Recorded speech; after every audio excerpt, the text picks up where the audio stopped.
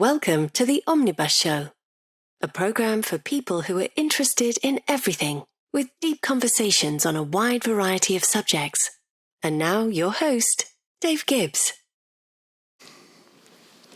Hello, and welcome to this episode of the Omnibus Show, the program for people who are interested in everything, with deep conversations and a wide variety of subjects. Today's guest is Andréa Homoya, the CEO and founder of Ash Elm Cider Co. in Indianapolis. And Andréa, it is great to have you on the show today. Thanks for having me. I'm excited to be here. Well, thank you. And I'm a fan of good hard cider, and your people are out at our market during the summer, which is always great. We got a lot to talk about. Yeah. You've got a very interesting story, but let's start off. You've had a lot of upbringing experience. Your folks moved to a lot of different places. Yeah. And how did that dynamic of living in different places have an effect on I'm kind of trying to tie that in with your business, but you have a very entrepreneurial mind. Yeah. So my parents were missionaries. My dad actually was a missionary himself as a kid. So he's like a second generation missionary kid. Or I am a second generation missionary kid. And I was born during a furlough, which is like they had been in Kenya and then they came back to California, had me, and then we went back. So I, from birth, lived in East Africa until I was about 4, then spent a couple years in California, and then went to Singapore until I was through elementary school. So I spent my entire youth, I guess you could say, overseas. Moved back to Indianapolis when I was in middle school. And I think that just, first of all, I've been thinking about this lately, actually. Anytime you're different, obviously different than everyone, you kind of have to be sure of who you are, because you're kind of in opposition to everything all the time. You live differently. Yeah, you live differently, and people notice it, and it kind of gives you a strong sense of self just because you have to explain yourself all the time. You have to know why you're different and who you are and what makes you still worthy of being a friend with someone, And so I think that growing up in all of these very different places, like in Tanzania, we lived in an actual mud hut that was made with sticks and mud. Wow. And in Singapore, we lived in a high-rise apartment building, and in California, we lived near Disneyland. It's just such a wide variety. You got everything. Yeah, a wide variety of experiences and wide variety of kinds of people, and just from a really young age, kind of this understanding that the world is large. I'm a very small part of it. The way I think and my family thinks is different, but that doesn't mean bad. It doesn't mean good. It just is different. Right. And I think that upbringing kind of made me confident as a kid in a way that you're not always, and just kind of, like I said, a strong sense of self and willingness to just be like, if you don't like this, that's fine. There are other people who will. And I think all of that has kind of played out through our company, where we're kind of this niche thing. A lot of people don't drink cider, don't like it, and that's fine. I don't take it personally if you don't like it, and it's not for you, and that's okay. And for the people it's for, I'm so glad you're here. And so I think, as a business owner, it's nice to know what you're doing and why, and not really be concerned with the noise around you when people do or don't like what you're doing. Okay, there are other people who do. Yeah. Well, and as I know you, you had a very interesting, and I'm tying this in with your entrepreneurial spirit, is when you were growing up in Singapore, how that was different than every place else. Yeah, so it's a super safe country, as people have heard. People who have heard of Singapore know it's very safe, and that guy got caned for chewing gum when he shouldn't have. Chew gum and just throw follow it on the rules street. and you'll be fine. Yeah. But it's super safe and has a really good public transport system. And it was the 90s, so I was responsible for getting myself to school as a 9-year-old by myself, and then from school to gymnastics, and then from gymnastics to home. And I would walk out the door at 6:30 in the morning and not show up back home until 8. And in between those times, I rode buses and public trains and walked and, got all these places on my own. And I think that it kind of taught me as a young kid that, I can do things. I can make good choices. It showed me that my parents trusted me and they understood me and kind of made me, I don't want to say grow up in a way that is negative. I wasn't like... It gives you confidence, I would think. It gives you confidence in your ability to navigate, not just literally navigate, but like navigate choices you might have to make. So yeah, I think being there really did affect just, by now people have caught up, my peers now are like, yes, I can navigate my own life. But as an 11-year-old, I don't think a lot of people felt that way. Yeah, no, I remember my mother put me on a plane to LAX when I was 12. Same. By myself. Yes. And that was the first time. I mean, when I was, gosh, here I'm getting older. When I was a child, when I was a kid, we'd go and we'd play in the fields, and then Mom would ring a bell, and I'd come in for dinner. And not everybody does that now. There are some places where people do that, but Mom pretty much gave me a lot of freedom as long as I just let her know where I was. That she was pretty much happy with that. But and then of course putting me on a plane, that gave me a lot of that. I'm trying to communicate that a little bit of what you had, because having that I think would just have been wonderful as a child, and that really I can see where that would sort of be the beginnings of an entrepreneurial spirit, which is really great. And I'm really happy you had that. Me too. You growing up. Yeah. So moving on, cider. Tell us about your journey to cider. Sure. So my now husband and I met in 2009 or 10, somewhere around there. And when I met him, he had been making beer at home already for 5 or 6 years. Yes. He went to grad school at Stanford in California in like 2005 and 6. And that's kind of when all of these breweries that now everybody knows the name of, like Lagunitas and Russian River and all of those, were small, like really edgy craft breweries. And so in that kind of San Francisco area, Yes. So he got into home brewing way back then. And then when he moved back to Indy after grad school, he continued it.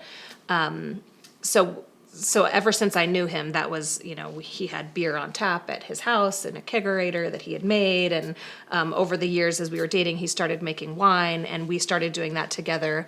And then in 2012, we went on a trip to with some friends, and we ended up in Ireland. And we were driving with this group of friends to Northern Ireland to visit a couple spots. And on the drive, we kind of were going through this like farmy area and pulled over for lunch at a place that we had heard was good, and they had cider on tap that was made from a place like in their little town. And so being kind of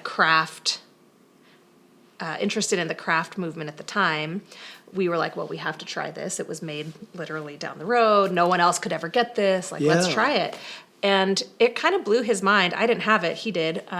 But he was like, oh my gosh, I didn't know cider could be like this. It's so complex. It's so unique. It's not like anything I've ever tried before. And he had tried everything, up until that point. So it kind of opened up his mind to an entire category of beverage that he hadn't really been considering before. Yes. So when we got back from that trip, he went to Great Fermentations, where he got all of his stuff for brewing beer and got, fresh apple juice and cider kits, and started reading about how to make cider. And so that just got added into our rotation at home.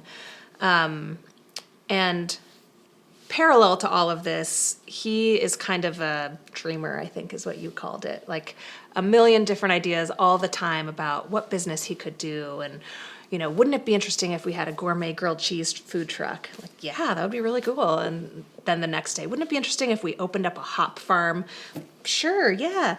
I was kind of like, I don't know, whatever, go ahead, have your ideas. But eventually he kept having these ideas, and I kept taking the conversation, then going to my job that I wasn't super engaged in and being like, a hop farm. Could we do that? And I would like research how much land was and what equipment do you need and how do you insert these poles into the ground? And I would like come up in my mind with how we could actually make it happen. And I'd come home a few weeks later and be like, I think this hop farm is a great idea. And he'd be like, hop farm? What are you talking about? Like, oh, I don't want to do that. I'm thinking now real estate development. And it was like this kind of cycle we went through for, 6 months or a year. And finally I was like, I can't take it anymore because I really want to do something with you. Like I want to start something together, but you're so all over the place. Can we just like focus and hone in and think strategically about what maybe you and I could do together where we both are interested and we both have skills and there's an opportunity here in this market and like narrow it down a little. So I was a teacher at one point in my life. So we did like an actual scaffolding thing that I would do with my students and like listed in different columns, Aaron's interests, Andrea's interests, the values that we have, the opportunity in Indianapolis, and eventually came up with this list of 3 potential businesses we could pursue. And at the top of it was cider because Aaron's skills of making beverages transferred really well to cider, but Indiana has orchards, Yes. There are apples that are grown here, and Michigan is one of the biggest apple states in the country. Yes, it is. So we were like, okay, and then also the third tier was no one here is doing it the way we want to, no one in Indy. There's a need. There's a need. We'll There's an create a need. opportunity. If people had tried what we tried, people here might really like it too. So that kind of all 3 lined up in the way that we wanted them to. And so I said, like, I need you to promise me that we will like actively dig deeper into this idea for a whole month. Like you can't change your mind on me. You have to like read a book about cider making. You have to, talk to a lawyer. Like we have to do the thing. Sure. And if after a month we're like, yeah, maybe this isn't the best idea, we'll switch to the second item on our list. And we never got to number 2. We just kept going. Stuck with that. Well, I can see how you became the CEO. Yes. So can I. There you go. Well, that's so fascinating. In chapter 2, what will be very interesting discussion is to learn about, whatever we can talk about that won't give away the secret sauce. Ooh. But I'm really interested in how you create this because there's different ways to create cider as there is with beer and wine and everything. There's a whole process, but we will talk about that in the upcoming chapter. Well, that's it for chapter 1. After this break, we will be back for chapter 2 with Andréa Homoya, CEO of Ash Elm Cider Co, on the Omnibus Show.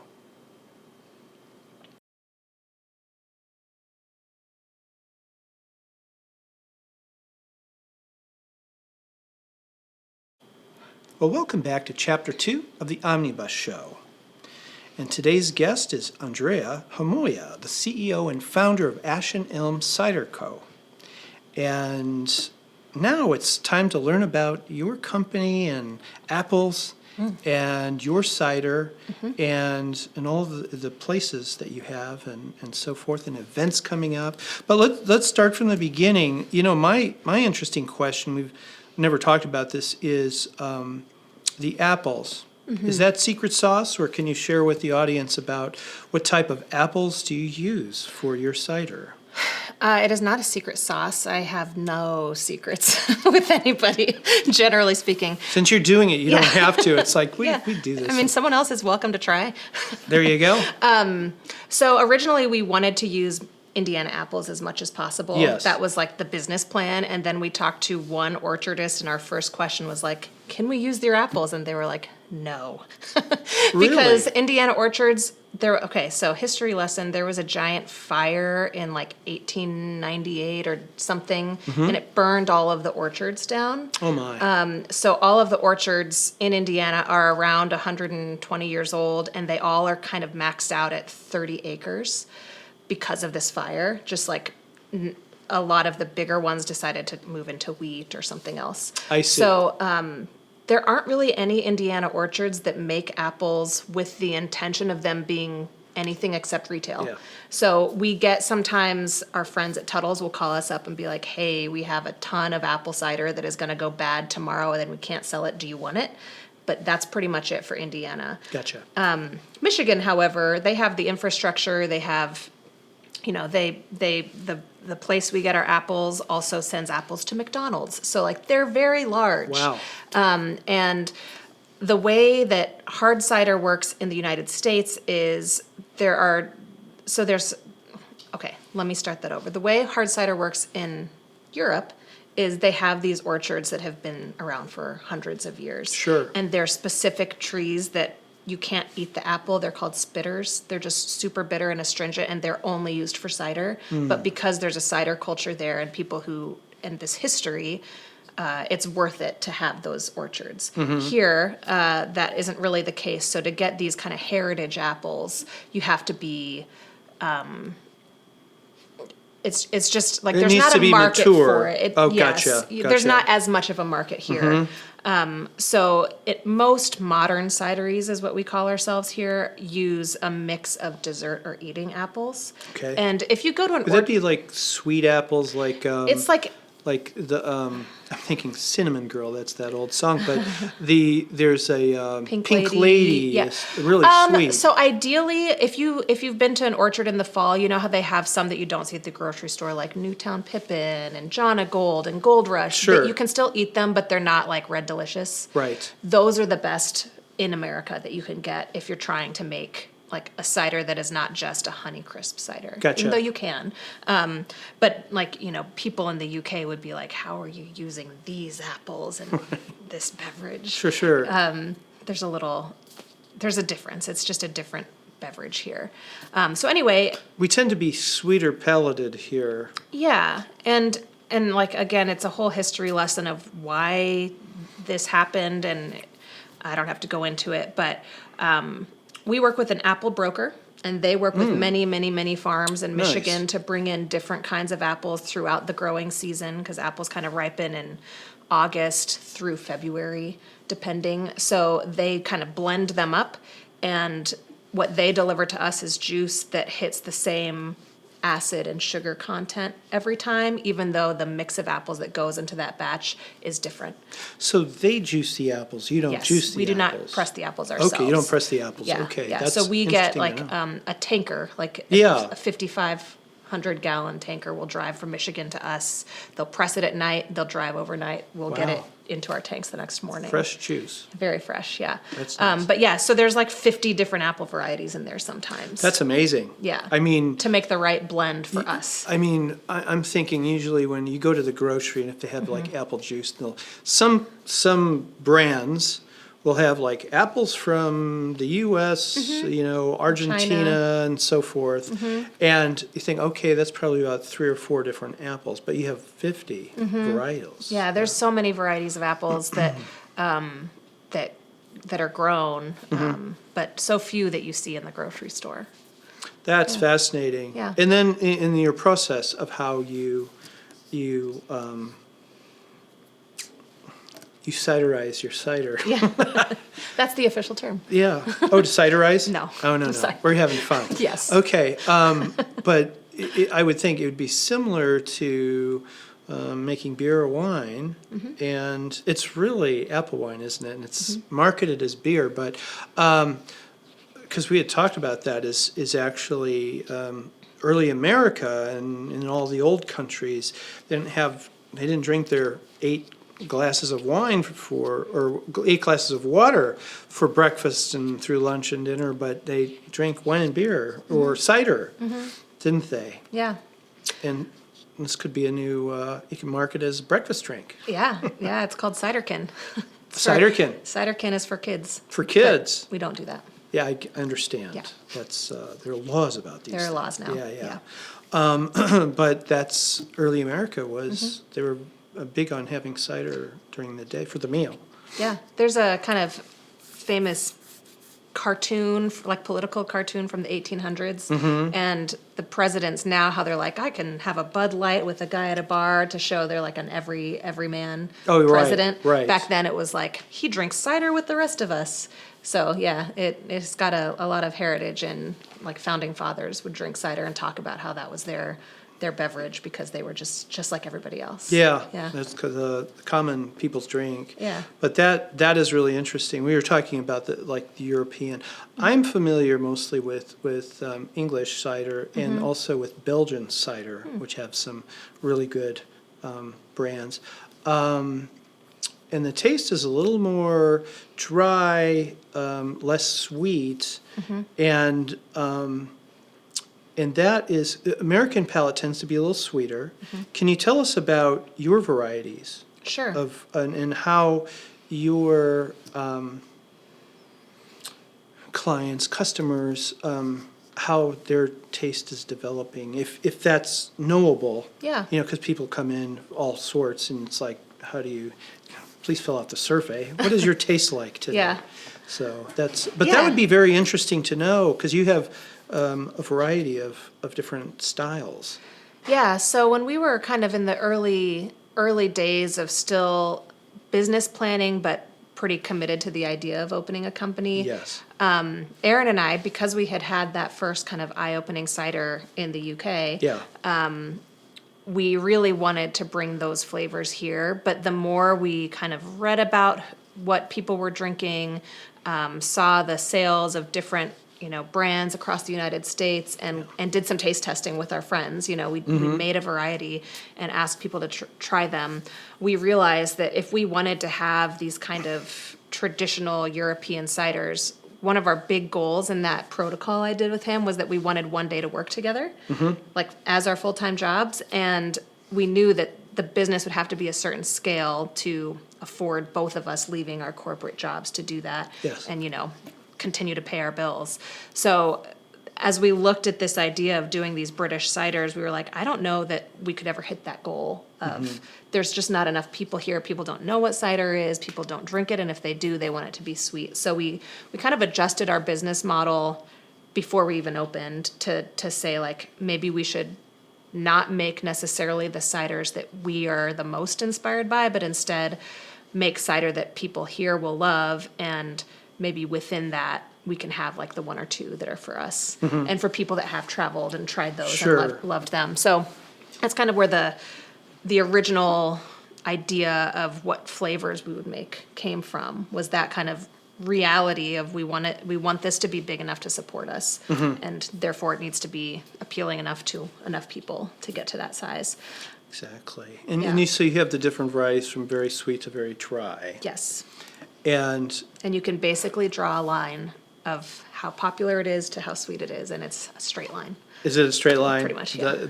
But you know what? The line is getting stick, it is getting less straight and more like this, but it is still, the sweeter, the more sales.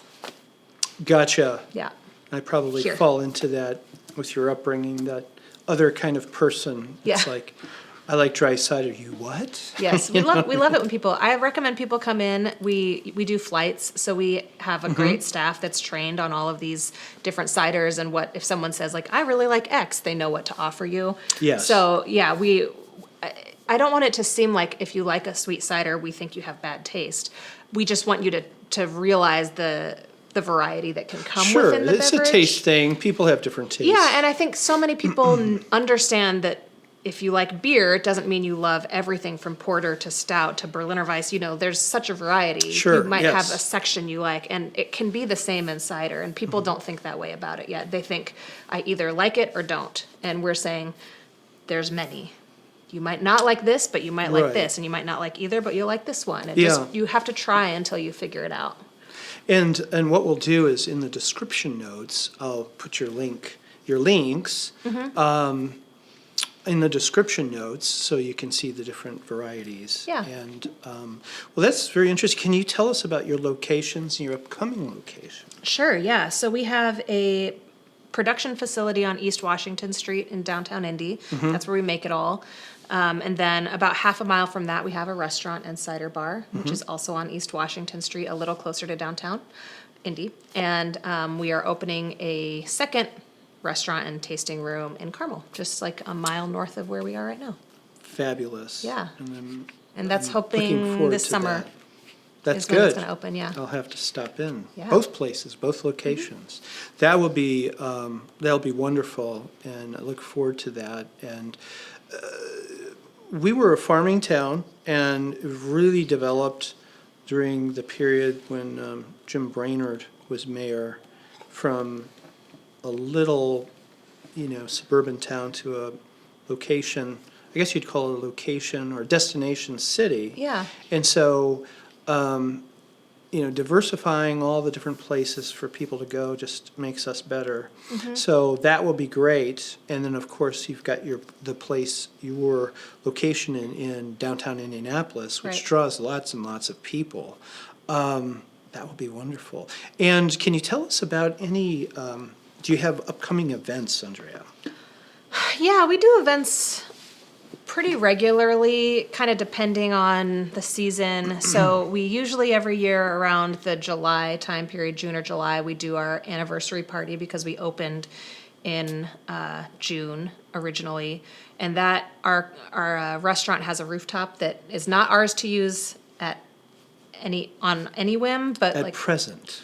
yes, For we have now. to get permission Yes. from the building to use it, but we do use the rooftop for our anniversary party every year. Oh, nice. So we get like several hundred people up there, but don't worry, we're following capacity Is that, regulations. did you say June or July? It's Do you usually have- in June. Okay. It's not a set date, and this year we might actually not do it, so I probably shouldn't be talking about it. But because we'll be opening the Carmel spot right around then, I think we'll. Gotcha. The focus will be up here. Yes, yes. And then in Carmel, Yes. now we have an international viewership, so in Carmel, we have downtown, and then you said about a mile north? Yeah, there's a new development called the North End Yes. neighborhood, and it's got several different apartment complexes and some mixed-use buildings, townhomes, standalone homes, and Like the Monon Boulevard. yep, Yeah. yep, and will be a kind of a anchor restaurant down there. Nice. There's coffee shop, pastry shop, but will be, I think, the only full service day and night kind of place. There might be like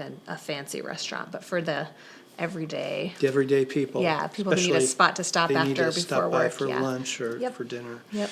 Well, that will be wonderful. And, again, we'll put the description notes, put the links in the description notes. And this is very fun. As you know, my favorite cider is the Aspel cider, which is an English cider. But you have something close to that, the ESD.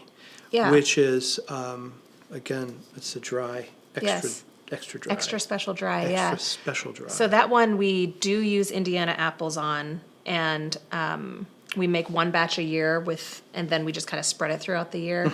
And we've had it since we opened, or since early on in our tenure, but it's always only been available at our bar. But just this year we started canning it and sending it to farmers markets, and it's great for people who like more of a traditional cider. It's drier than our dry cider.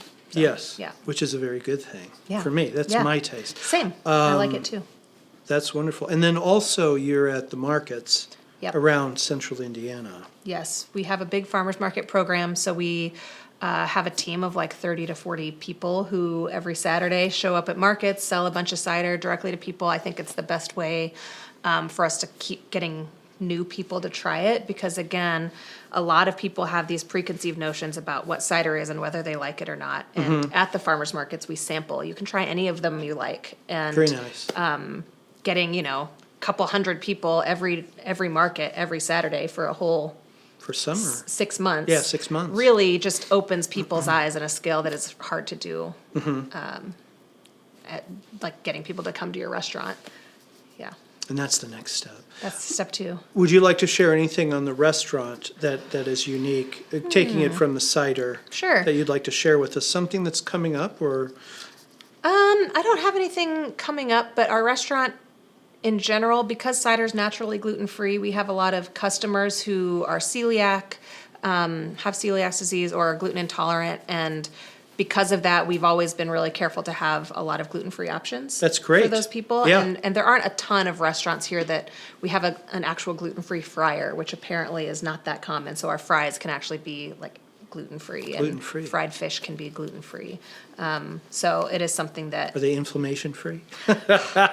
Gotcha. Yeah. That's, can't do it all, man. No, I know. I'm having fun. Yeah. That's my thing on fried food. But that sounds like, yes, that's a winner. Yeah. That's very good. Also vegan. We do a lot of vegan stuff. Vegan? Yeah, because there are many people who are Like a vegetarian and vegan, Yes. and it's good for them to Have a place to go. Have a place to go. Yeah. That's good. So you get to meet and greet and provide food and drink for the whole crowd.